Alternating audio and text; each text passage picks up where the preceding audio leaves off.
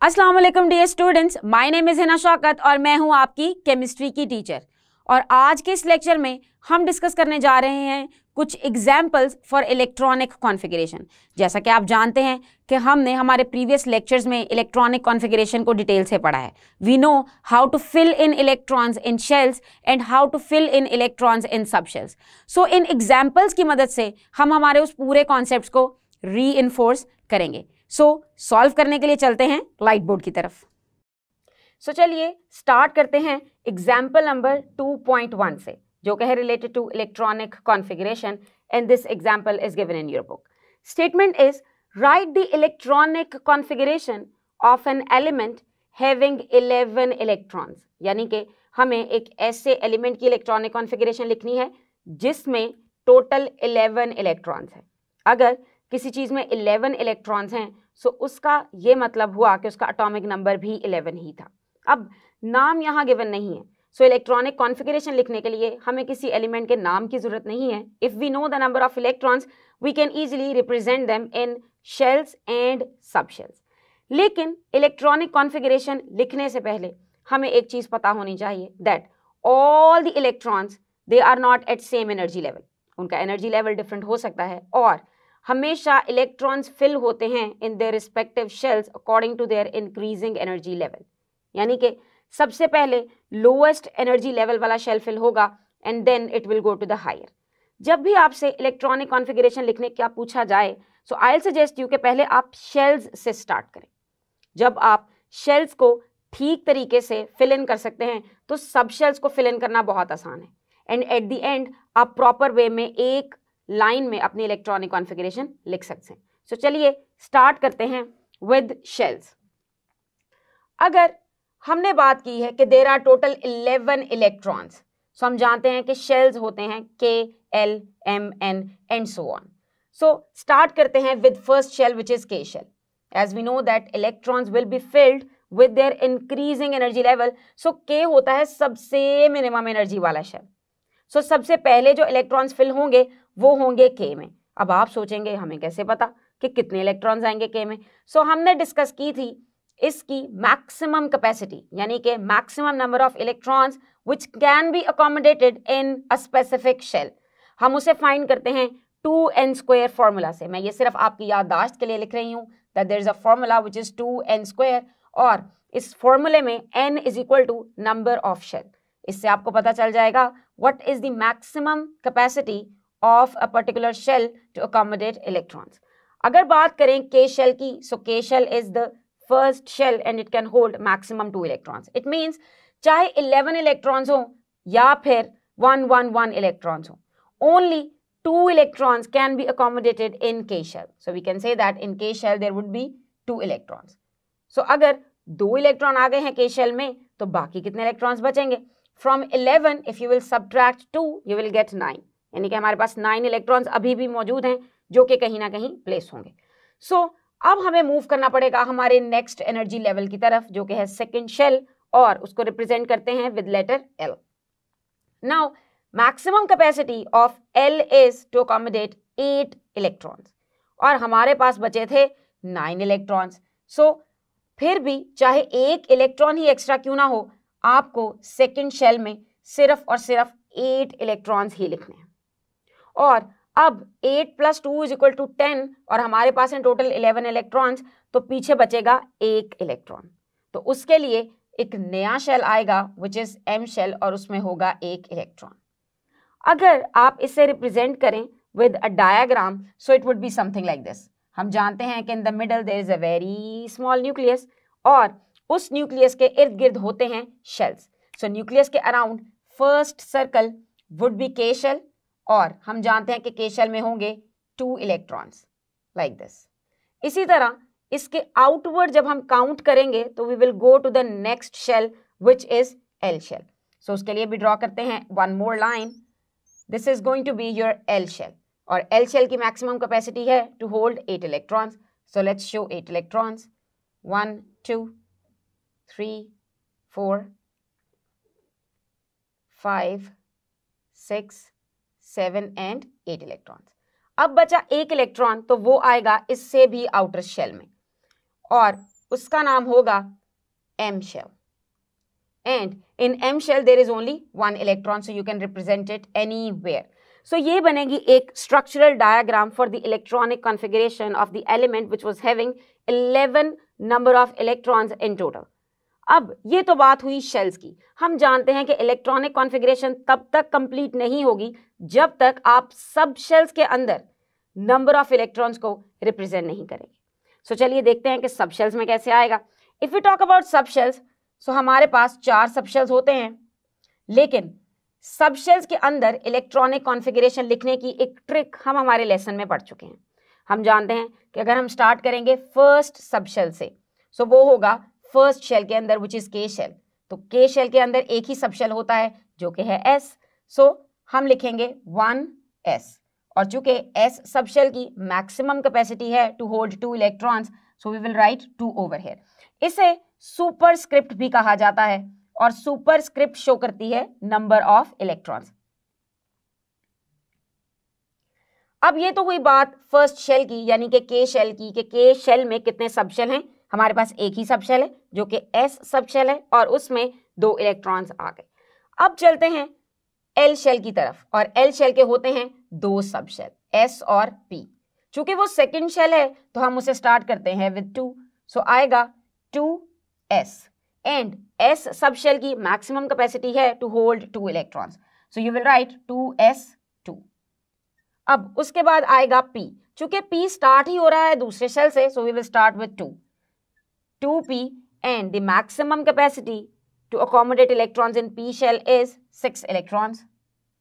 So यहाँ आएंगे 6 electrons. Now you can see we have 6 plus 2 plus 2, 10 electrons in total. So we will move to the M shell. और M shell में होते हैं 3 sub shells which is S, P and D. So सबसे पहले आएगा S shell. So we will start over here. चूंकि S के साथ already 1 और 2 present है, so we will start it with 3. So 3s. अब क्या हमें यहाँ पे 2 लिख देना चाहिए? हो नहीं सकता, because we have total 11 number of electrons, और अगर हम यहाँ 2 लिखेंगे तो it will show that there are total 12 number of electrons. So यहाँ आएगा सिर्फ और सिर्फ 1 इलेक्ट्रॉन. और यहाँ पे मैं आपको एक टिप देती चलूँ, जब आप इस इलेक्ट्रॉनिक कॉन्फ़िगरेशन को लिखना मुकम्मल करेंगे, so at the end what you have to do is you just have to simply count the numbers written in superscripts. So if you will add all the numbers written in superscripts, so you will get your answer 11.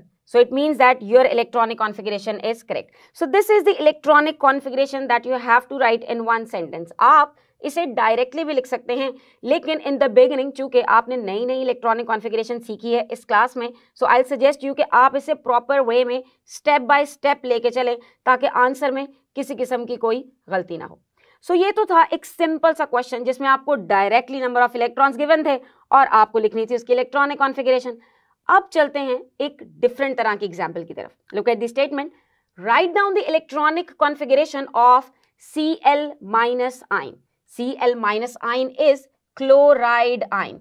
हम जानते हैं कि जब chlorine एक electron gain करता है, so it turns into ion, और वो आयन बनता है एनाइन, और उसको कहा जाता है क्लोराइड आयन. अब जब भी कोई आयन होगा, सो इट मीन्स कि उसके नंबर ऑफ इलेक्ट्रॉन्स डिफरेंट होंगे उसके नॉर्मल एटम से. हम आयंस की डिस्कशन चैप्टर नंबर 1 में ऑलरेडी कर चुके हैं. सो मुझे उम्मीद है कि यहाँ आपको आयन और एटम के डिफरेंस का प्रॉब्लम नहीं होगा. If you have any confusion you can review that lecture once again. So Cl- ion, first of all we must know what is the atomic number of chlorine, क्योंकि अगर हमें chlorine के number of electrons का पता होगा, सो हमें easily पता चल जाएगा कि क्लोरीन के आयन के अंदर कितने नंबर ऑफ इलेक्ट्रॉन्स हैं. And we know that atomic number of chlorine is 17. 17 है क्लोरीन का एटॉमिक नंबर. अब ये तो है नॉर्मल क्लोरीन के एटम का एटॉमिक नंबर. अब अगर बात करते हैं क्लोराइड आयन की, सो इसमें एक इलेक्ट्रॉन ऐड हुआ होता है, यानी कि इसमें इलेक्ट्रॉन एक ऐड होगा तो इलेक्ट्रॉन का नंबर 18 हो जाएगा. लेकिन आसान तरीका यह है कि आप पहले लिखें इलेक्ट्रॉनिक कॉन्फ़िगरेशन ऑफ क्लोरीन और फिर उसमें आप एक इलेक्ट्रॉन ऐड करते हैं. तो चलिए स्टार्ट करते हैं with shells. As we know that shells are starting with K. K is the lowest energy. मैं इसे बहुत डिटेल में यहाँ एक्सप्लेन कर चुकी हूँ. So I hope that now we can move little bit quicker. So K shell is the lowest energy shell and it can hold maximum of 2 electrons. Then comes L shell and its maximum capacity is 8 electrons. So we're going to show 8 over here. Then M shell. Now capacity of M shell according to this formula is 18. But do you think we can show 18 electrons over here? We have only 17 electrons in total. So अगर total 17 electrons हैं, so 8 plus 2 is equal to 10, तो बाकी बचेंगे 7 electrons. So वो 7 electrons show होंगे M shell के अंदर. अगर इसे हम diagrammatically represent करेंगे, so simple, you will have something in the middle, very tiny nucleus, which would be holding its protons and neutrons. Then you will start drawing some circles outwards of this nucleus. First circle is K shell, it must be holding only 2 electrons. Then you will draw your second circle and second shell or the L shell can hold 8 electrons. You can draw 8 electrons and third shell would be holding 7 electrons. 7 electrons. So this is the electronic configuration for chlorine atom. Mark my words. This is for chlorine atom. This is not for chloride ion. So अब हम इसी configuration को shift करेंगे for chloride ion. So for chloride ion, we know that this minus sign indicates that there is one extra electron. अगर यहाँ -2 होता तो उसका ये मतलब होता कि 2 इलेक्ट्रॉन गेन हुए हैं. So only minus represents that there is only 1 electron जो कि गेन हुआ है. So इसका मतलब अगर मैं इस डायग्राम को लिखूंगी for Cl minus, so I have to draw 1 more electron over here. और for Cl minus शेल्स के अंदर जो इलेक्ट्रॉनिक कॉन्फ़िगरेशन आएगी वो आएगी 7 plus 1 which is 8. यानी कि यहाँ पे आपके पास 8 इलेक्ट्रॉन्स हो जाएंगे. Let's talk about the subshells. As we know that subshells are S, P, D, F और हम जानते हैं कि उसकी कॉन्फ़िगरेशन लिखने का मेथड क्या है. So let's move to the writing in proper way our electronic configuration for chloride ion. So we will start with the first shell which is K shell और K shell के subshell लिखेंगे और हम जानते हैं कि K shell का एक ही सबशेल है which is 1s and वहाँ आएगा 1s2. Then you will start writing subshells for L shell, वो हैं 2s और 2p. Why I'm writing 2s and 2p together? क्योंकि पहले आप L shell के दोनों सबशेल लिखें and then you can fill in electrons. S shell की maximum capacity है 2 electrons की and P की है 6 electrons की. Then we will move to the M shell and for M we will start with the 3s. 3s and S की maximum capacity है 2 electrons. Now if we are writing for chlorine only, chlorine atom, I'll call it as atom. अगर हम यहाँ atom की बात कर रहे हैं, so after 3s2, as we know that in M shell it comes P और इस P के साथ होगा 3p. और चूंकि हम क्लोरीन एटम की बात कर रहे हैं तो क्लोरीन एटम में होते हैं 17 electrons. So let's start counting. 2 plus 2 is 4, 6 plus 4 is 10, then we have 12. So if we will subtract 12 from 17, we have 5 electrons left. So it means that you will represent 5 electrons over there if you are talking about electronic configuration of chlorine atom. लेकिन हमें लिखनी है electronic configuration for chloride ion. So chloride ion के लिए हम जानते हैं कि एक इलेक्ट्रॉन एक्स्ट्रा है, तो वो इलेक्ट्रॉन जो एक्स्ट्रा है it would be added over here. So finally for chloride ion,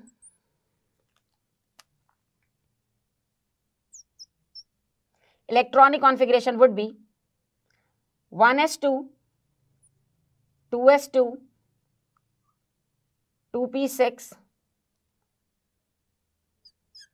3s2 and 1 electron would be added in this p subshell, so it would be 3p6.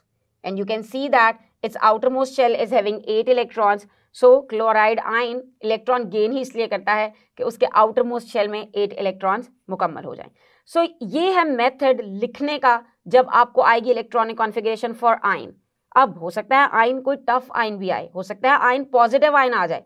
So positive ion के case में आपको ये देखना है कि positive sign के साथ क्या नंबर लिखा है। अगर 2 है तो इसका मतलब 2 इलेक्ट्रॉन्स लूज हुए हैं, 3 है तो मतलब 3 इलेक्ट्रॉन्स लूज हुए हैं। सो जब लूज होंगे तो आप इस स्टेप में उतने इलेक्ट्रॉन्स को रिमूव कर देंगे। This is quite simple.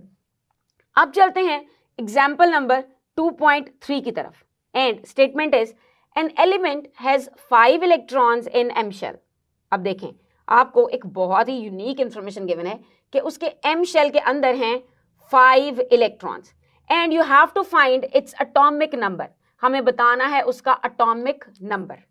अब अगर किसी चीज के एम शेल में 5 इलेक्ट्रॉन्स हैं, सो इट मींस कि उसका के शेल जो कि एम से पहले आता है और एल शेल ये भी एम से पहले आता है, ये हैं completely filled.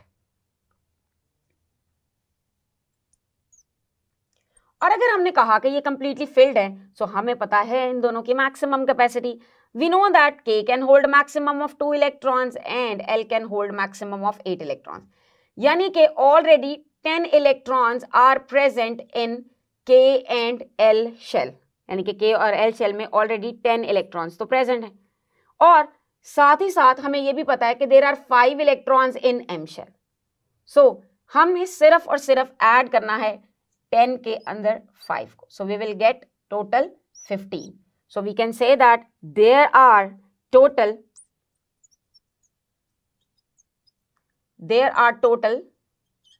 15 electrons. So if there are 15 electrons, so number of electrons he decide करते हैं किसी चीज का atomic number. So we can say that atomic number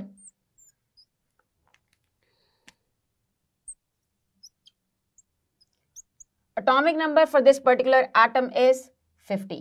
And let me tell you extra information as well. 15 atomic number होता है for phosphorus.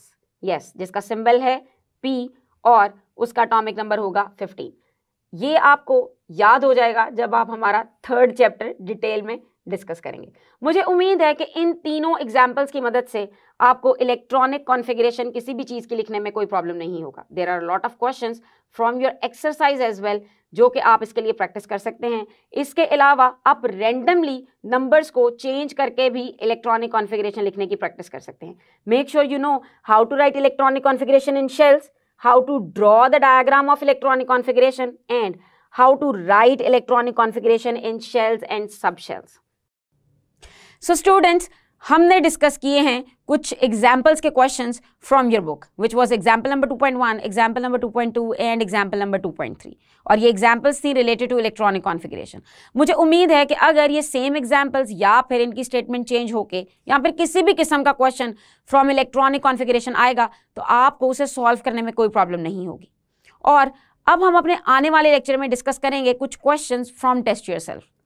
तब तक के लिए अपना ख्याल रखिएगा। अल्लाह हाफिज़।